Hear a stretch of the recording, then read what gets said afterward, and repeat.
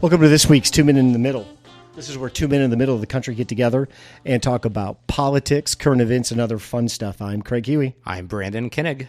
Well, Brandon, I think the story that has been most top of mind and most on cable news and Twitter this week has been the anti-Israel, pro-Hamas, pro-terrorism, pro-Palestine that's been happening at college campuses, with Columbia University in New York kind of leading the way. And after week and a half, 2 weeks worth of protest, I think the cops finally went in and tore down the camp and pulled the kids out last night. Yeah, and there was a lot of criticism that Columbia officials waited too long to get a handle on this. You know, they canceled classes, for students who were there just to get an education. Their lives have been completely disrupted by this. There's a lot of questions about why these protests are happening now and of all times, because obviously, this ground war and occupation has been going on since late last year. And I want to be careful not to lump everybody kind of in the same boat in terms of being pro-Hamas. But at the end of the day, if you are marching and protesting with people who are supportive of Hamas or make excuses, rationalize Hamas in some way, or say that this was a natural, reaction, then, you have to expect that, you're going to, face a lot of blowback for being involved. And so that's kind of, I think, where it is. And I would advise anybody who has just mainstream, rational problems with what's happening in Gaza that you don't get involved in these protests, because they are being co-opted by very extreme elements. And we're at the point now where a protest isn't just a protest. It wants to completely disrupt every facet of university life. And again, you can't have that. That's not sustainable. And at some point, and I think that's easier to do with the private universities, because they can easily bring the police in. I think public universities are a little bit more squeamish about it because they're arms of the state, essentially. Mm-hmm. And so you get into very, ambiguous area of free speech and when the state can step in or not. But that isn't the case with institutions like Columbia, who should have came private in long school. ago. Yeah. So maybe let's start this way. Brandon, what is an acceptable protest to you? And I ask this because you and I are separated by about 20 years in age, and I also have children that now are adult children. But from your perspective, when you looked at what was happening at Columbia and UCLA and some of the other schools that their protest rose to the point of making the news, what is acceptable anymore when it comes to protesting? Well, I think, at a base level, what's acceptable is that you are protesting, obviously, where you have visibility and people can see you. It's public space, but you are not basically intruding on the rights of others to gather, to move, the free mobility of classmates, colleagues, coworkers. I mean, another good example is, this is off campus, but the Gaza protesters who were blocking bridge access in San Francisco and basically causing traffic to ground to a halt. Those people should have just got water cannoned right off of that bridge. That's not acceptable. And so, and I think that there's this notion that you have to get more and more extreme to get visibility to the point where you intrude on others, their freedom of movement and freedom of accessibility. Yeah. And I think that's where I draw the line. If you have a petition, if you have approval and you're in a public space and you want to protest where you have high visibility, street corners, public squares, parks, that makes sense to me. But when you're actually shutting down access, or you're, causing a dangerous situation, or, people who are either there to work or to learn can no longer do so because you're causing that to completely shut down, that's out of line. I think we both kind of agree where your right to protest stops, where my rights to freely move about that campus start. Right. And I think we would both agree clearly that the kids went way overboard with this. This was way out of bounds, way over the top, culminating in where they took over the admin building, and apparently too held a couple of custodial workers there against their will for a couple of hours. So that's always great, kids. Yeah. Is there any topic that the mere support of it should not be allowed to be supported on campus? I guess, are there topics that it doesn't matter how much you support? Are there things out of bounds for protesting, and specifically protesting on a college campus? I'm trying to attack this from, yes, they had the right to do what they did, but going about how they did it, they went about it in a way that curtailed those rights and really curtailed their message and their effectiveness of the protest. And then what really kind of was off-putting was their support for Hamas. I guess what I'm asking is, should a pro-Hamas demonstration or protest or rally, are there topics off bounds that we should just be able to say, listen, I don't care what you're doing. We're not going to support a pro-Hamas support message in any way at Columbia. It's a private institution. You don't get your permit to do this, or if you do this, you will immediately be arrested. Are there topics that it's more appropriate to take that approach to when it comes to how you handle a protest? I think so. And I'm glad you specified private institution, because I think it's very difficult to draw a line with public. Yep. But with the private institution, I think if you are supporting or encouraging a message that threatens violence against others, or incites murder, incites killing, I think that would be a line that you would draw to the point where other people are made to feel uncomfortable or feel like that they're at risk or danger just by virtue of being there, or and being visible. So I would say that inciting violence, inciting anything more violence and more would be the line you draw. Here's my third one. If you have the resources to go to an Ivy League school, I think I heard that Columbia was like $85,000 a year. No, yeah, not cheap. Yeah, it's well cheap like that. Should you be protesting anything? Or maybe asked a different way, is it possible for you to be protesting some form of injustice as a white kid in New York at an Ivy League school and not look like a complete douchebag to the outside world? Or is that just a risk you run?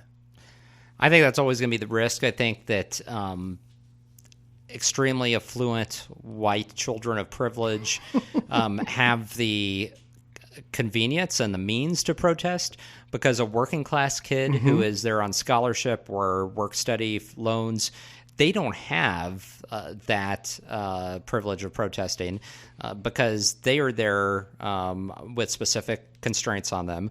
They will lose federal aid and funding. They cannot afford to lose that. And so they have to be much more cautious and careful. They can't just dither about and just do whatever they want. So there is something to be said if you're from like a trust fund family or mommy and daddy or funding your entire education. No damage is going to come to most of those kids. I think too, it was obvious that there was some central form of organization across multiple campuses in these protests as well. I mean, Fox News has been a sheer-on investigation of the green tent, because some of these tents showed up in multiple campuses as proof that there's some, Soros-backed entity running all of this. I don't know about the Soros thing, but there definitely was, it felt like, some central form of organization that was feeding into these protests, giving these kids ideas and kind of helping them along the way. I'm sure there are organizations in the U.S. who are. Soros is just a convenient boogeyman for the right. Like it's easy to just say Soros when you want to lump everything. Yeah. But there are plenty of downstream organizations that are supportive of the protests and trying to get more visibility on this. And so I believe probably equipment, messaging, all of that. And I think that you even see some of those people intermingled with the protesters. It's not all students. There are others there too. So it's obvious. Brandon, did these kids accomplish anything? Their stated goals was to get the university to divest from Israel. That's dumb. Right. Kids don't even know what that means. And probably not even possible to do. And divesting means like removing the 401k funds and endowments. Just silliness. Yeah. And I don't think that that's likely. And that isn't something that's going to make a marked difference in the war anyway. That's not going to have an impact. So, the question is, will there be any like real impact here in terms of policy? Probably not. Our policy is dictated by events on the ground and by just geopolitical realities Yeah. in the region with the surrounding Arab states. And I think at the end of the day, though, what these kids do risk running is that in the 21st century, in 2024, unlike doing this in 1988 or if you go back to like the Vietnam War, the 1970s, like there is social media, their faces are plastered everywhere. They can be found in a Google search. And so getting a job, that could impact them later on in a real way that it doesn't right now. The number of young people I saw with a bullhorn or a sign or something talking about October 7th was an act of freedom fighting for Palestine, that this was a natural act, a natural outburst of people that are being held captive by the Israelis. I just don't think some of the kids involved in this realize how awful that is, what a bad message that is, completely. How wrong they are, and how they are completely off base in that messaging and that thinking. That would be no different than the fringe belief, which actually did exist then, but it was very tiny and it was drowned out, that in 2001, the September 11th attacks by Al-Qaeda were justified because of our Middle East policy. Yeah. It would be no different than saying that. And so it's completely outrageous that you would justify terrorism, especially from an organization that is classified as a terrorist group by many countries worldwide and has a horrible track record of brutal violence, rape, and so forth. And you can go much deeper than that and argue that Hamas doesn't even have the Palestinians' best interests in mind because they use Palestinians as human shields. When you're seeing the LGBTQ guys and you're like, right, you would have no rights there and you would be treated with violence. Right. Them standing up for these kind of groups are things. I guess the point that I'm driving at, I think where we really need to discuss, what were these kids really doing and what were they really protesting? I bet the kids, if you had them write 2 paragraphs on the history of Israel and the struggle with Palestine and how the Gaza Strip was formed, they don't know the history. 80% of them, maybe or more, could not do this. They could have go back 1,000 years. No, but I think some of this too, especially for this generation of kids that have had their lives turned upside down by the pandemic. Yep. I think they're struggling and they're grasping for some sense of identity and for something tangible that they can grab onto and make sense and find it, so some of it is trying to find a passion. Some of it is trying to find something bigger than themselves that they can believe in and take up as a cause. And so I think just by virtue of timing and circumstance, this is what they're doing. But I also, the reason too that it's difficult to take them too seriously when it comes to their sincerity with these protests is that where were the protests over, Russia invading Ukraine on college campuses? And the fact that, look at how many Ukrainians have been murdered in the last couple of years. Or how about we go back to 2011 to 2013 and the Syrian civil war and the hundreds of thousands of Syrians who were killed by Assad and, and that regime. With chemicals in chemical ways. warfare. Yeah. So there are, and that's that's the tip of the iceberg in terms of like the just volume of human atrocities and mass violence worldwide by different regimes. We haven't even touched on the continent of Africa, what's going on there, or what's going on in Haiti. So there are all of these causes that you could take up and say, hey, we want to draw attention to this. This is bad. We need change. We need, NGOs to step up and be doing stuff and to help out. There are humanitarian crises happening around the world right now. And this is the only one that they're drawing attention to. So part of my theory, I was thinking about this today. These are the kids of 2020. These are the kids who had their high school years interrupted, their graduations disrupted by COVID. Missed out on key milestones. Had their first couple of years of college completely different. Okay, so that's the first thing maybe that they've been through that's different than you and I's college experience. The second thing, too, I was trying to think. I'm 54, so it's really hard for me to think like a 24-year-old. I have a 24-year-old daughter, and Brandon, I can't. We have a very good relationship, but we're not on the same page with hardly anything. And I'm thinking about these kids that are sitting there, and this is a generation that grew up with mass shootings. This was a generation of the pandemic. This is a generation for the past 6 to 7 years has been told this country absolutely sucks. We are a rubbish pile. Starts with Trump's inauguration speech about American carnage. All the institutions are shit. And if you just listen to the message that these kids have gotten, really almost their entire lives at this point, it's been one of America in decline. And what our favorite thing to tell these kids for the last 2 years has been, well, you're all fucked when you get out of college, right? Right. You're never going to own a home. You're never going to live the lifestyle of your parents. Your dollar doesn't go as far. Right. Everything that you saw your parents achieve and achieve somewhat with some ease for just being part of the system, they've been told reliably for years now that's gone. So in some ways, it makes sense for these kids to gravitate to more radical narratives. And what makes this narrative different is that oppressor, oppressed, colonizer, colonized people, and that America's role in setting up Israel and supporting Israel in their colonizer role, I just air quoted colonizer for everybody, with the people of Gaza. To me, this conflict and this protest feels kind of the situation was tailor-made for this group of young people. And by that, I mean mostly rich, well-off, white. These are first country problems these kids are having. Right. This just feels like this would fit right in that sweet spot of how they're feeling. America's not the same place. It's not as safe as it was when I saw my parents grow up. The economic opportunity isn't here. And what the pandemic showed us is the country isn't the same.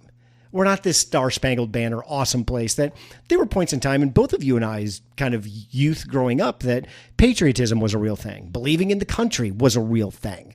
That seems to all have been gone. Not anymore. And once again, it's all of the adults that have led this charge. We don't, well, and as a country, we don't have any moments of unity anymore. You know, don't. It's like 9/11, we all watched that unfold on TV. There was a unity of purpose around that. I mean, there have been about key events in our nation's history, you know, for the last couple hundred years, but we're not at that point anymore. And part of it is that there's nothing that takes place today that we consume together all at the same time. I mean, we all are siloed. We all have our own devices. We watch things in playback. You know, I mean, the closest you could say is maybe like the Super Bowl or the eclipse, which recently happened. But other than that, there isn't really anything that unifies us. And so I think part of that is we're more divided than ever before. We're more fragmented. The social isolation that many of these kids experience, as well as the perils of virtual learning, has also caused an lasting kind of social epidemic, antisocial epidemic, where many of these kids still don't feel connected. We have all these devices, so we're connected more than ever before, but not in real time with fellow humans. You know, the interesting thing that I find is that the most just the kids that are able to communicate most fluently and avidly across devices and online have the most difficulty communicating in person in real time and just holding a natural conversation because of the disruptions that we've talked about. And so I think all of that feeds into this and what we're seeing now, because this is a way for many of them to come together, common purpose. Hey, I want to be part of this. I want to be part of something larger than myself. I want to join with fellow students. I want to feel like I belong, you know, and this is a way you can do that. I mean, I think this generation has had to grab the shittiest end of the stick. Yeah. I mean, you're in your mid-30s, correct? Right. Okay, so you probably feel some of this, but this doesn't land with you the same way that it lands with somebody because you're older. I'm an elder millennial. and it just feels like that was 1,000 years ago from when you went to college. Yeah. And the behavior. So I'm trying to get through that. I do generally have some sympathy and some empathy for those kids because I have kids of my own. I could see them getting caught up in something that maybe they didn't understand. And like you said, they get caught up in this and the excitement of the other kids, and maybe they end up somewhere where they don't belong. With that said, I 100% support the cops going in and ripping those kids out of that building. Right, because this can't be sustained. I mean, eventually this has to stop. It's disruptive to a point where, I mean, everything's ground into a halt at Columbia and some of these other institutions. You can't have that. And so it's natural, like, I mean, we've said this before, but kids' brains are fully developed at that age. Yeah. They don't think through some of this. They don't have the full history and context. But I would hope that there's people in their lives that are advising them, this isn't the best thing for your academics. It's not the best thing for your career. Like, taking it this far. It's not the best thing for your soul. Well, that I too, mean, yeah. Think about what you're saying and what you're doing. You're supporting a group that... Think about who you're rationalizing. Think about the behavior you're supporting. What are you doing? I think with some clarity, a lot of these kids are going to look back with embarrassment. A lot of regret. And regret over what they did. And Brandon, is this the... Fox News has reliably told me for almost a decade that college is useless. It's an indoctrination factory for the left wing. The education itself has no value to it. These institutions have been completely co-opted by a radical leftist strategy, and they should be avoided at all cost. How much of that, if any, is true? And how much is of the environment that the school created do you think's at play with what's happening on some of these campuses? Well, as always, I think Fox News hews to the extreme, and the answer is somewhere in the middle. So part of it is American universities have always had a place for this type of protest and dissent. If you go back to... Big American tradition. Yep, 1950s, Vietnam War, 1970s, anti-Cold War sentiment in the 80s. But there's also... So you have to place it in context of... and there's always been a somewhat liberal bent to academia just by virtue of many of the attitudes that many of the professors and faculty bring with them. Yeah. There tends to be more of a hollowing out of viewpoint there. So setting that aside, I think there's something to be said where the environment now is much more, especially on the part of faculty and administration, not wanting to criticize at all and to not wanting to step in. And so this unwillingness to interfere when things get out of hand, it just emboldens even more behavior over crossing the line and going further. And so I think that is something that we have to look at. I think it's less a matter of just typical liberal bias, which is what Fox News and the right talk about, but it's more so the attitudes of administrators, the kind of lackadaisical, laissez-faire approach when it comes to student safety and student health. Yeah. There's been legitimate concerns, going back to what happened on October 7th, that many universities, Jewish students felt unsafe. There were threats against them. There were cases where, there was very pro-Hamas sentiment made or, things said in class. And in many cases, there was not a strong disciplinary approach to counteract that. And so it continued. So, Brandon, you are the president of Columbia College. You have absolute authority over this matter. At one point, dozens of faculty members locked arms and made like a human chain to try to protect the protesting kids from the police. I think that is far out of bounds. If you were the president of Columbia College, would you put any type of punishment on those faculty members? Yes, I would. I think there needs to be some disciplinary punishment. I agree. If some of them hold chairs in their respective departments, those can be yanked.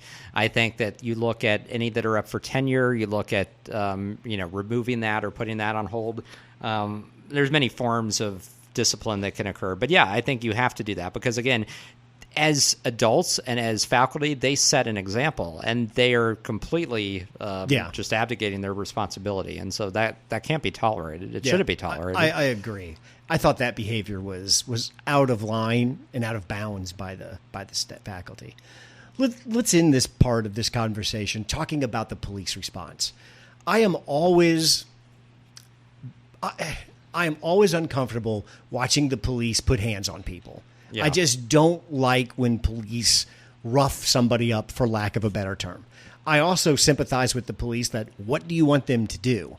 If there's a 6'3", 210-pound, 21-year-old man laying on the ground refusing to leave, how else are you going to get that person out of there? Right. I also saw some things at WashU in St. Louis where the cops broke a professor's ribs. A couple people got concussions because they got pushed to the ground. Is there any other police response than that? Is there any, and I agree with you that Columbia just got too far. What is there, if you're the administrator of the school again in that role, is there anything differently or what differently should Columbia have done to avoid what happened last night? Yeah, I mean, Colombia, and again, I'm not deep into the nuance of when and how their own like public safety became involved, because most of these universities have their own security forces. Yeah, and so to start there, I think that, if they would have nipped this in the bud to begin with and gotten involved and set boundaries before it got out of hand, they may not have needed to call in the police. So I think that's part of the responsibility, I think, with the administration. And so I think that they are far from blameless here, because they waited until things became absolutely untenable.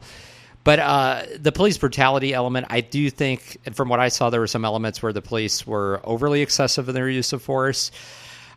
The problem, though, with that is that's a much larger issue. I don't think that's specific to Colombia. I think that gets back to the fact that we have a police problem in this country. We don't have uniformity. Every police department locally has its own standards when it comes to use of force, and so we have this like mishmash quilt of different conduct that's enforced across the country. But yeah, I mean, I think they're, to some degree, like if you're forcibly removing somebody, that's never going to look good, right? That's always going to look bad. There's no good way to do it. But I think there are some cases, too, where when people end up having, if they're not resisting, but they end up with broken bones or broken ribs or, that's shouldn't happen, though. And so we have to get to a point, and we have many individual cases where people were just arrested and ended up with broken bones or dead in the back of police vans, especially cases involving African Americans, where, that has to be solved for at some point.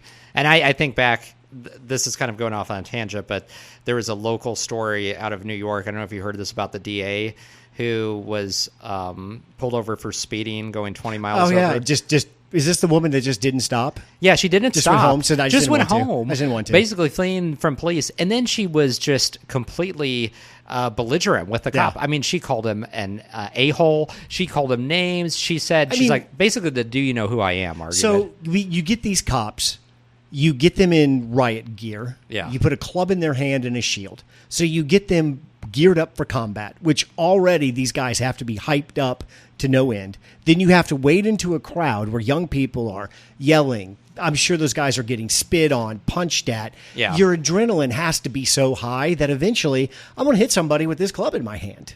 It's going to happen. Right.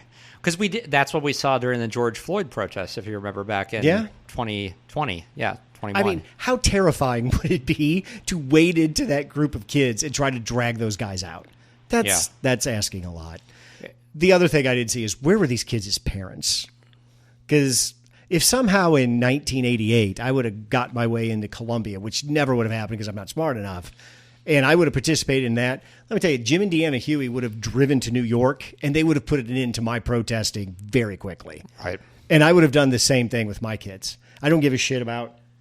You're not adults. Well, nothing says... We are paying for this. You're throwing your... Shut up, get back in class, and graduate. That's what they're doing. I mean, there's nothing says privilege like the girl that was interviewed by that reporter and asked about the food being brought in, because she was demanding that faculty allow food to be brought in. And so this reporter naturally was trying to get her to understand the hypocrisy of this element. I mean, she's complaining that their human rights are being violated because they're not getting food brought into the building that they're occupying. It blows my mind. It's I would be embarrassed of that girl's parents. If that were my child on TV, I mean, it would reflect poorly on me that girl does not understand how the real world works enough that she would get on the mic in front of a camera and do something like that.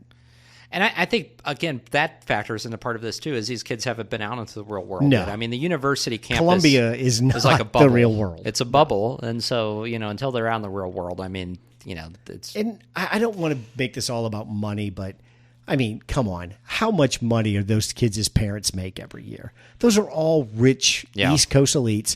And, hey, nothing against East Coast elites. The country was founded and built by East Coast elites. It's true, yeah. But, again, it's just that they've lost the thread at how horrible they look and how horrible their message is. Yeah, and again, it's not taking stock of the fact that this could haunt many of those kids for a long time. Well, my wife's in HR, and I always ask her, do you guys check social media? She's like, oh, yeah, we have a third party that does it, and it's pretty thorough, and yeah, they're going to check all of that shit. Yeah. And those kids deserve, at a minimum, every kid should have to account for what they did during that protest when they're sitting in front of an employer. Yep, agreed. What's the value of an Ivy League education anymore, Brandon? Yeah, I wonder about that. I think at one point, like, it was very high, particularly, and I would say to some degree it matters a lot if you're going into medicine or in the law. Those are the two fields where it has the highest impact. If you're a Supreme Court justice, I think the last Supreme Court justice to not have an Ivy League degree was Justice Stevens, who was appointed by Ford. Okay. Who's been off the court for many years now, Paul Stevens. But otherwise, I mean, if you go back like the last 30 years, they've all had Ivy League degrees, but that's almost like a prerequisite to be on the court. But other than that, like, I don't think it really matters. Like, I mean, it's just, it's really about what you bring to the table in terms of what your degree is in and the skill set. It doesn't have the stock, I think, that it used to in many I don't think so. Career fields. Lawyers, doctors, right. Outside of that. We haven't talked a lot about Israel and the war and about what's happening over there and what Israel is facing when this war ends, because it feels like we're a couple 3 months away. This war is going to end, and it's going to end relatively shortly. I would think they're going to go into Rafi, they're going to clean that up, and then that's really it for major. But then the combat question operations. becomes, I mean, from what Netanyahu has said, they're going to occupy Palestine now. Well, for let's start the with Netanyahu. Foreseeable future. What's his future? Well, so there's been a lot of speculation that he's trying to drag out this final stage because, I mean, his political future is over. His popularity is super low right now. Yeah. I mean, he is not going to get reelected, and I think he's completely aware of that. So he is just trying to hang on for as long as he can. The writing is on the wall. I think Biden desperately wants to end this war with some type of win. Yeah. And I don't know what a win even looks like. I think the two-state solution, that's gone. That's not going to happen right now. Like you said, it'll be Israel and the UN or some coalition force, I'm assuming, will end up occupying the Gaza Strip once this is over, just like they do in the West Bank, with Israel having the right to conduct operations in Gaza. If it's a UN or an outside multinational, I think that it would have more legitimacy in the eyes of most of the world, rather than Israel continuing. So that would at least be a step somewhere. So, I mean, that's what I would advise, something of that nature. Just fantasizing about the two-state solution, which I'm a fan of. Well, the Palestinian state can't border Israel, right? That's number one. There's no way you can create a two-state solution where the Palestinians are anywhere where a homemade rocket could get at Israel. No, and as long as it can't be in Gaza Strip where the Palestine nation is made. I mean, as long as there's an element of Hamas that exists, and as long as you have the Iranians that are continuing to fund, the attacks against Israel, again, because that has not stopped over the past 4 or 5 decades. No. And I think what the Biden administration wants out of this is they want some sort of normalization deal with the Saudis, with Israel. They want the completion of the Abraham Accords between Israel and Saudi Arabia. Right. Don't know if that's going to be possible. Yeah, I mean, if they're able to get that, I mean, that would be a huge win. I mean, that would that probably one of the only wins to come out of this. If they can get Israel to agree to some type of plan to oversee Gaza that's a multinational force, that would also be a win, whether that's a UN or another multinational force. But I think that's really about it in terms of options. You're not going to see a two-state solution anytime soon. No. I was telling you that I think eventually that's what is going to happen. I think that's the only outcome that long-term will provide any type of stability, but they're not at the point where that's anywhere near reality. Especially not after what happened on October 7th. Yeah. And we still have the problem is who is there to negotiate with on the Palestine side? The Palestinian Authority is not. They have no legitimacy. They're not going to be a dance partner with these folks. There's no one to negotiate with. That's the problem. Yeah. And it doesn't feel like a ceasefire is coming either. It seems like that's a little bit of a pipe dream. Well, and there's been, the negotiations over ceasefire for so long now, and Hamas has rejected all of them. I mean, you still have the Israeli hostages that many of whom haven't been recovered. I think they're mostly dead. That's what the belief is. Most of them are dead. I mean, Hamas has said they can't even account for many of them. No. So that's not... Yeah, I don't think there's one grand deal that you can strike that brings all of the hostages home and ends this war. Yeah. So it feels like, I guess what my concern is, how much goodwill, if any, is going to be left for Israel to work with Israel out of the Arabic countries in the region once this war's over. Once the real pictures... I don't feel like I have a real understanding of the conditions in Gaza right now. And I feel that's kind of on purpose.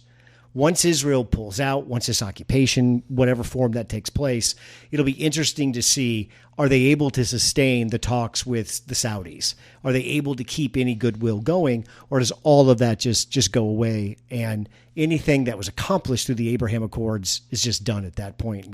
We'll pick a date in the future to start again. I think part of that is going to be the commitment of the Saudis, Egypt, some of these other regional players, Jordan, to commit to rebuilding Gaza, because I mean, so much of it has been decimated now. I mean, it's not even habitable. I mean, in its current state. I mean, what gets me is I didn't realize that Israel and Jordan have a defense alliance. Yeah. Israel and Egypt have a defensive alliance, and that's basically against Iran. Right. Basically saying, hey, if Iran acts a fool, we want you guys with the American weapons to step in and take care of this. It feels like there's a leverage point there for the United States to get more directly involved with what's happening and force some of these countries into taking some of these refugees together, create an agreement, multinational agreement. Again, their common enemy, like you said, is Iran. Iran's proxy is Hezbollah, which operates out of Lebanon, lobbying cruise missiles into Israel.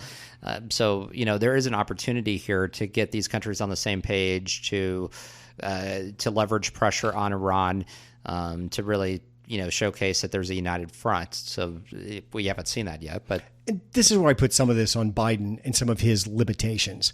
It seems to me like an American president could big dick it over there and just say, listen, Jordan, Egypt, Syria, other countries in here, the only thing keeping Iran off you guys' ass is the American training and the weaponry that we give Israel. That should buy us some leverage over here to dictate, hey guys, we're emptying out the Gaza Strip and you guys are going to take the majority of these people. And if you don't, there's going to be consequences to that. Why can't we do something like that? Why can't we play more hardball with the people in the Middle East right now? I don't know, especially with the countries we supply aid to. I mean, Syria is a hard proposition because they're still in a civil war and they're not going to play ball. But like you said, Egypt, Jordan, some of these other nation states there, I mean, the Saudis, I mean, there's plenty of room to be able, because many of these countries, we have massive aid that we supply. We have bases in the Middle East. We can leverage that. The UAE, Qatar. I mean, Qatar, in many aspects has been this broker when it's come to a lot of these agreements. Well, shit, doesn't half of Hamas leadership lives in Qatar? Yeah. I forgot about that. The irony. I just don't get. I think when we shot down the 300 Iranian drones and missiles and all of that, it feels like we've shown those countries, hey, it's okay. You can get closer to us and we can protect you. None of these threats out of Iran can hit you as long as we're on your side. We can knock almost all of them out of the air. It can be a much safer place if you're aligned with us. Yeah. And by aligning with us, that means by default, you're aligned with Israel. And I think that's what we're not. I don't know if we're playing that card. I don't know if Biden wants to play that card. Don't know if he can, even if he wants to. Yeah, and again, I don't want to understate that any type of peace in the Middle East, I mean, has eluded American policymakers. Yeah. I mean, Bill Clinton tried and got the closest. Have you seen that video where he's like, I killed myself for those people. Yes. Gave them everything and they wouldn't sign it. Oh my gosh. That was the closest we'd been. I mean, right up to the brink. And then Arafat. He talked about expanding the Gaza Strip and making a land bridge to the West Bank. Yeah. So, I mean, if you're the Palestinian people, what more do you want?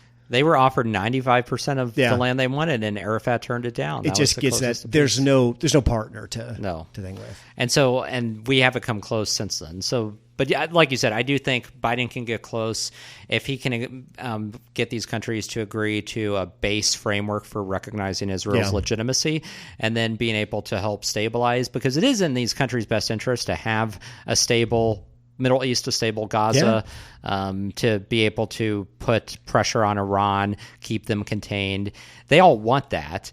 But again, they all have their own regional issues and problems they have to deal with. So part of it is bringing them all to the table, addressing some of their individual border issues one by one, and and assuring them that any type of agreement settlement isn't going to result in massive upheaval in their own countries. I think that's part of some of the most significant reason that they don't want to take in refugees, because many of these regimes are, are afraid of any instability that would cause their own support to crater. So, again, there's ways around that, but the United States has to provide reassurance. Biden came out today and said, hey, America better be more open to take in some of these refugees. I think that's an indication, what you just said, he's hit a wall with those countries because they know, can't get them to, and they're just not going to agree they're not to doing it. Which, speaking of that, so I haven't heard any more kind of related issue about taking in refugees. What about the executive order that was talked about that Biden was going to work with the Speaker of the House on immigration? Do you remember? Oh, yeah. So I haven't heard any more. I've not heard more about that. The rumor was while the House was out the previous week that Johnson was banging on Biden to do an order. Because what Johnson wanted to do was get the aid packages and then also say Biden's going to do something on the border because there is no legislative option available to it. Well, the New York Times said Biden's team was actively working on this, so that it was I've heard he's working on it, but he's waiting until it heats up to let it go, which is shitty. Yeah. Brandon, we talked about 2 or 3 other more serious topics, but I want to talk about Kristi Noem's dog. And I'm fascinated at this. Brandon, you've hung out with nationally elected politicians. I think all of us would agree, just the personality to run for state office and win. You got to like yourself a lot. Very ambitious. Yes. You have to have just a very high inflated opinion of yourself. Very high ego. I don't want to say that all politicians are narcissists, but you have to have at least a mild form of narcissism. So with that explanation, there's no way Kristi Noem didn't intentionally put this in the book that she wrote. She did, yeah, and I agree. There's a couple of theories here. There's some lawmakers in South Dakota, especially on the Democrat side, who have said that it's been a long-standing speculation that she actually killed her dog in a fit of rage that may have been induced by alcohol, and that included in this book was a way to kind of sanitize it and then transform it into a moment of strength, which I think, she was trying to show her MAGA strength, and her toughness. And so there's that aspect of it. But number 2, I think, regardless of if that is even true, I think she thought this would work to her advantage with Trump and with MAGA voters, because I think that she feels like she has to prove she's extra tough as a woman, and this is a way that the MAGA universe would respond positively. And instead, it's been universal condemnation, basically, and just the reaction has not been, I think, what she expected. But getting back to what you said, I would think, and I don't know if she had ghostwriters that wrote this book for her, but somebody around her would have said, you got to leave this out. You can't put this in there. I don't care who you're trying to influence. This is going to backfire. She has an entourage of political managers and handlers, and nobody raised their hand? Right. But the reason I say it's intentional is because I think absolutely she was playing to a certain person and certain crowd, and everything she's done over the last couple of years. I mean, she is, has a whole new image now. She does. She has basically reworked her physical appearance to be somebody who looks like one of the Trump women. Did you see that weird commercial she made for a dentist in Texas? When she had her teeth redone. And her commercials are always just they just feel like they're a porn introduction. She's had facial work done, her hair, she has just completely, changed her image to, appear, I would say, attractive to Trump, because Trump likes attractive women. And if he's going to choose a woman on the ticket, it's got to be his type. It's got to be his type. I'm always interested when someone tries to show you what a hard ass they are and how they choose to show you what a hard ass they are. Think about bosses you've had in the past that, once or twice a year, dude's got to show you he can ball out and just does something completely ridiculous. The only thing that makes sense, I guess, out of this story is that she did it to prove everybody she can be a hard ass. Yeah. And I have a dog. You have a dog. Right. The plot of John Wick is not out of bounds. If somebody hurt my dog, I could pay somebody to hurt that person. Yeah. I mean, the way people feel about dogs, it's just, why did you decide to end your career this way is what I would ask her. What is it? Because I thought that you thought, Kristi Noem, that you had a future. I don't think you do right now. I don't think so What are you either. running for? I just don't. It was a curious decision to figure out what was in it for her, I guess, is my question. I just can't figure out what calculation they made. Right. And to completely underestimate, the love that people have for their pets in this country, but especially dogs, people spend more on their pets than they do their children. Absolutely. It's just, that's a known fact, that to not grapple with that or to realize that. Google is just Michael Vick. mind-boggling. Right. I mean, it's just ridiculous. It doesn't get lost. She also talked about a mean goat that she had that she also put down. Well, she shot him in a gravel pit. But along with she did, 3 horses. But she did kill the goat instantly, and the goat was not dead and was in misery, and then she had to go back to her, I think, truck and get more ammunition, then shoot it again. Why would you even detail that? I saw a picture today of, because then she came out and said, well, killing animals on a farm happens. And she told the story of, we recently killed 3 horses that had been with us for 25 years that had to put down. And the picture, there was a picture with this tweet, and it showed when you kill a horse, you have to dig a pretty big hole. Mm-hmm. So they had like a backhoe out that dug this big square hole, and the horse has to get in the hole, and then you shoot the horse. That's not great. No. As a politician, why? And am I overreacting and saying that she basically ended her career? Or no, I think you're absolutely think right. that's I don't see pretty true. When you have Steve Bannon on Bannon's podcast with Don Jr. basically saying that this is over for her, that they're up. It's over. The other thing we talked about is that old Trumples, Donald Trump himself, I think it's May 25th, is going to give the keynote speech at the Libertarian Party's national convention. This was interesting to me because we had talked before about if Trump goes the third party route, one of the ways that he may be able to facilitate that fairly quickly is just taking over the Green Party or the Libertarian Party. Yeah. And it sounds like they've been able to place some people that are more friendly to Trump inside the leadership of the Libertarian Party. And while this may not be the takeover, it's an attempt to maybe slide a certain percentage of their voters to voting for him, thinking that, hey, if I am a libertarian, I often get tired of voting for people that have no chance to win. Here's an opportunity that Trump's concept of a winner could be attached to a libertarian. Yeah, I think mitigate the opposition he would have. So for a long time, the Libertarian Party, especially a lot of their local chapters, the Missouri state chapter, has become more Trumpy, more MAGA in a lot of their rhetoric. So they've strayed quite far from the government, leave me alone, socially liberal, fiscally conservative. So that has been happening for several years. It's accelerated now, and the Trump outreach is interesting to me. I guess I just don't understand how the Libertarian Party, how you can come from that philosophy and embrace somebody like Trump. I don't know. Who is a right-wing populist who favors tariffs and who basically favors government intervention on any and every level as long as he is in favor of it. I mean, there's no underlying ideology to Trump. So as a libertarian, when you're all about ideology, how can you support somebody like that? I don't think Trump's appearance there is going to be a heavy ideology. I don't think so either. Speech, or he's going to try to convince them of his libertarian bona fides. I think what he's going to try to do is convince them that he can win, and therefore they can win by voting for him, and he gives them a much better chance of getting something across the finish line than Biden or any other Democrat would. I think that's what that is. I think it's this. He's trying to be practical and savvy and get some of their votes enough. He knows this is going to be a close election, so any and every additional vote is going to matter. I've said it once. I've said it 1,000 times. I can't stand libertarians. God, I hate libertarians. Well, I do think, but I also think that, I mean, they've never had a large impact, but I think whatever impact they've had continues to shrink anyway. Their political philosophy and influence is small, has never grown, and has been insignificant.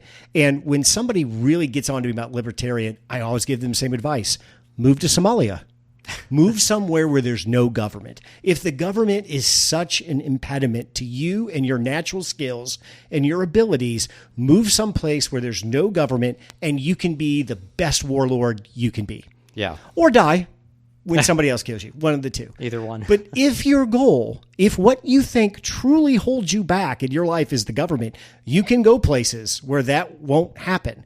I don't see anybody moving to any of these places. No. I hate libertarians. God, I hate libertarians. They're such a pain in the ass. And their fucking philosophy is so stupid. Just leave me alone and I want to do what I want. You're a child. That's dumb. Well, nothing works that way. And especially the extreme libertarians who don't believe in government involvement in anything and infrastructure. Somalia, you can make your own roads. Just buy a bulldozer. You go wherever you want. But, many of the people that are publicly libertarian who are in the public eye are hypocrites. You have people like Peter Thiel, others who come from like a libertarian mindset. Yeah. But they all are more willing to accept government subsidies if it helps their business. That's not part of the libertarian mindset. Brandon, that's not what I'm talking about when I'm talking about libertarianism. Every libertarian I've ever met has either been very well off or very not well off. Yeah, and one of the two. Libertarianism is part of the brand of why they are where they are. Yeah. I'm rich and successful because I'm so smart. I'm above all of this system. I know more. The system doesn't hold me down. I can do it. Or but that's not true. I'm here because of the government's put me here. But some of those are very wealthy. Like you talk about like the tech barons and the investors who fashion themselves as libertarians. They have taken advantage of government aid. They've taken advantage of subsidies. They've taken advantage of any and every outlet that is government dependent to build their wealth and sustain it. So again, it's so hypocritical to me that you can be like, oh, I hate the government, but not when it comes to this. The biggest asshole libertarian is the billionaire libertarian. Yeah. Because sure, of course you get to do what you want. You have $1 billion. Right. Was there another topic we were going to talk about? Well, while we're on the topic of Trump gave an interview to Time Magazine that was very enlightening. The answer that stood out the most to me is one of those moments where I just want to shake every voter who's not listening and be like, are you listening to this? Like, do you not realize the stakes? So Trump was asked about political violence in the next election, if he would rule it out if he loses the election. His response was, I don't think we're going to have that. I think we're going to win. And if we don't win, it depends. It always depends on the fairness of an election, whether or not there'll be political violence. Can you imagine any other time in our history where a former president, now presidential candidate, basically says political violence depends on if we have a fair election or not? It depends basically on how he's feeling at the time. Like, it's just crazy to me. You can have that and still sustain a ceiling of support at 46, at least 47% of the vote. And say something like that. Like, that's one of those I want to rip my hair out. Like, how do people not respond? The only thing that gets me through this is that the 2024 election in November is the end of Trump. It's either the immediate end of Trump if he loses the election, or it's the 3 to 4 year slide that he takes down the Republican Party and does other one or bad the other. stuff. I hope so. But either way, it's done. It's got to be done. Brandon, if he loses in November 4th, let's say, is the election. Well, you know what happens on the 5th. The entire Republican Party now has to swing behind me as we fight this unfair election again. It's 2020 all over again. Isn't that's the exit, right? Oh, yeah. The Republicans, they're can at that done. point. They got to. Or he wins and over the next 4 years destroys the Republican Party and various other things while he's in the president. But either way, the 2024 election is his exit point. It's just, does it happen immediately or does it happen throughout his presidency? It's got to happen. This interview was also noteworthy because abortion was back in the spotlight, and Trump thought he was so clever trying to equivocate on abortion when he initially came out with his position on it. He's only added fuel to the fire, and he is helping keep this issue alive. So he was asked again because he previously said that he was against a national abortion ban. He equivocated this time on it and said that it would depend. Again, if it gets to his desk, would he sign it? He said it depends. He also said he was asked about prosecuting women for getting abortions, if he's comfortable with that. And he said the states are going to say it's up to the states. Sure. But he did come out opposing it. He did say that he opposes prosecuting women. And then he was asked about states monitoring women's pregnancies so they can know if they've had an abortion after a ban. Yep. And he said, quote, I think they might do that. Again, you'll have to speak to the individual states. So Trump's made this pivot to federalism really hard, as he's found out a very convenient line I can just say is leave it to the states. But at the same time, like these are, critical issues where, he is really putting himself out there against majority of America. And it's fascinating to me that he thinks he can equivocate on that and not say, well, no, I don't think women should be prosecuted. But it's just more, this is an all base election. He's not trying to expand. He's not at all. Because in his mind, he got 77 million votes or something last time. He's going to get 77 million or more again this time. There's going to be no Zuckerbucks. There's going to be no drop-off boxes. And he's going to cruise to a win. That's what Trump's mindset is. And I hate to say it, and I keep saying it, and people keep telling me to stop saying it. That's what the evidence points to right now is going to happen. Yeah. New poll came out. CNN poll. With RFK on the ballot, Trump wins by 6 points. It's not particularly close. So, well, there's not going to be a 6-point spread, and RFK is not going to get double digits. But it is, again, this should be an alarm. It should be a wake-up call because if anyone thought that somehow, Trump was just, politically dead after January 6th, clearly not. Clearly he is, we're at 50-50 at best, if not slightly Trump favored for him to win at this point in time. Our only saving grace is that the election is today. Sure. And I keep hearing that. And I keep hearing people say people always come home and that Black voters, Latino voters, they will come home and Biden will carry this election. And that certainly might happen. I just want those people to tell me, when does the migration home start? When should I start feeling more comfortable that we are going to win the black vote by our traditional margin? Latinos are not going to dump out, and this isn't some sort of mass realignment. I just want to know what's the poll and what date is this poll going to come out so you can say, stop worrying, the reshift is happening like it mostly does, and this is the indication. Because so far, that's not what the data is saying. I'm not saying it won't happen, and I'm saying that I believe some of this is going to happen.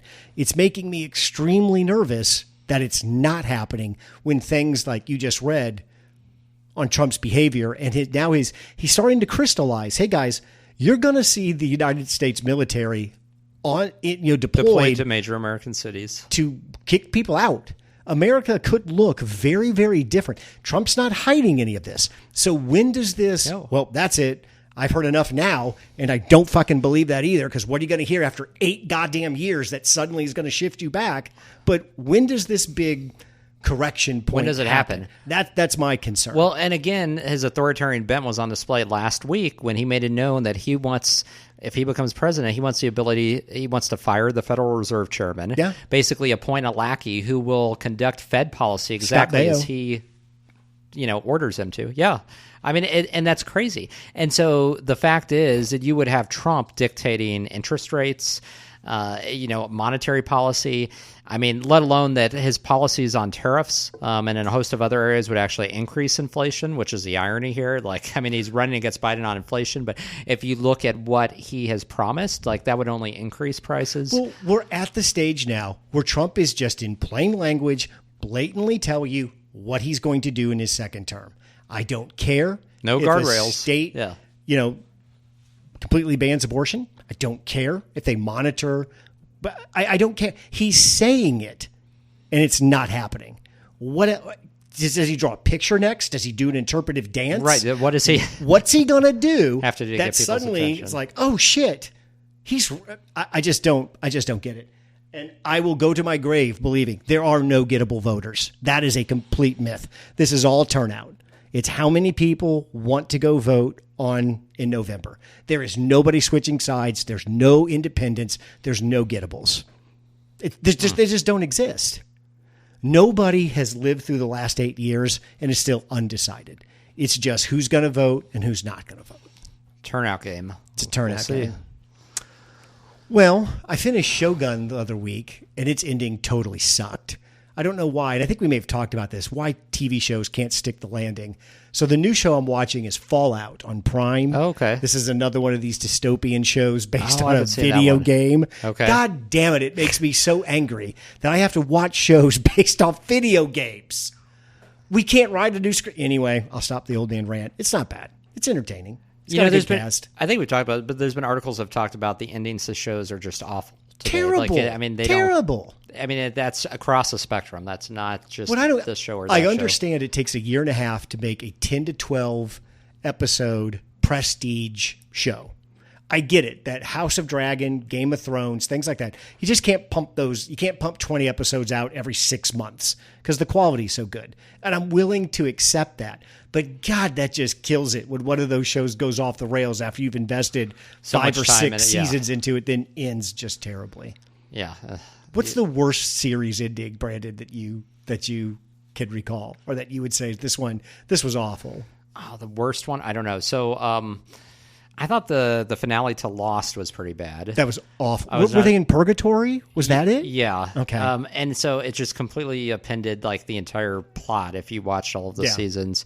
And then like the Sopranos ending was pretty meh as well. Like that was because in that one one theory somebody was coming through the door to shoot them or something, because at the end doesn't like Tony Soprano like see somebody or something. He sees somebody, but then it cuts to black, and so you don't know. You don't know what's happening. You don't know if it's just somebody like a friend he recognizes. It's just there's the Seinfeld ending was terrible. Oh, that was bad. Yeah. True Blood, that was another pretty good show on HBO back in the day. I saw an episode here and there. I didn't watch it in full though. Yeah. The Wire didn't end that great. The season with the Baltimore Sun, nobody seemed to like that, but a lot of shows they kind of just fizzle out too. Yeah, so I don't like even some of my favorite like sitcoms. Like I was a huge Office fan, but I don't even remember the finale to The Office either. Well, by the time a show like The Office gets to the end of that, half the cast is swapped out. The original folks aren't there.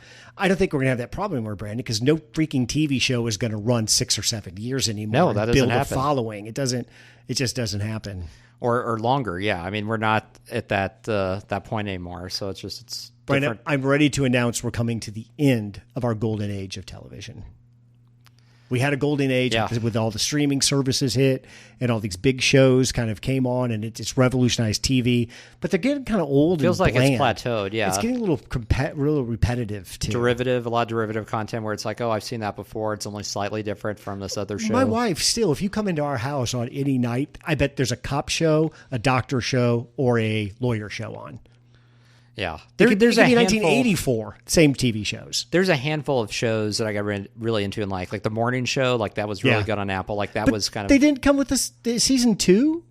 Did they have? There's 3 season seasons. 2? Yeah. Okay. I just finished season 3, which is the finale. Like again, like you said, it ended after season 3, but it actually had a very thoughtful ending. And like, I mean, they wrapped it up in a way where it didn't leave you like upset or like feeling like you shouldn't have invested in it. And isn't that what you expect? 3 seasons out of a TV show, a series anymore. Oh yeah, especially in things. Ted Lasso was perfect. Yeah. 10 to 12 episodes per season, 3 seasons, and you're done. Yep. I think that's what's going to be. That's our norm. hour. Thanks, Brandon.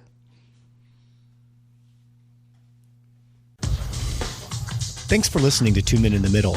Make sure to give us a 5-star review wherever you get your podcasts. Check out our website at 2meninthemiddle.com. Drop us an email at 2meninthemiddle@gmail.com or tweet at us at 2 Men in the Middle. We'll see you next week.